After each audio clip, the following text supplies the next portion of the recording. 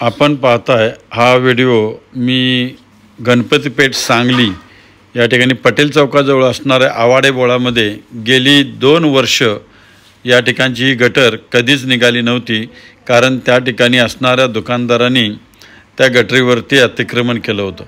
पण महानगरपालिकेच्या त्या भागातील मुकादम विक्रम वाघोले, तसेच सॅनिटरी इन्स्पेक्टर प्रनिल माने, उपायुक्त स्मृतिताई पाटील आणि आरोग्य अधिकारी रवींद्र ताटे साहेब यांनी ही गटर कोणत्याही परिस्थितीत ओपन करणार असं निश्चित केलं आणि ती गटर अथक प्रयत्नानंतर ती निश्चितपणे वाहती केली।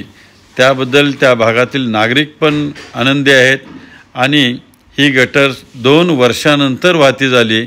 त्याबद्दल मी रोज एक नवीन विषयाच्या माध्यमातून या सर्वांचं हार्दिक अभिनंदन करतो आणि त्यांना धन्यवाद देतो की त्यांनी रोज एक नवीन विषयाची ही जी काही गोष्ट आहे ती माझी ऐकली।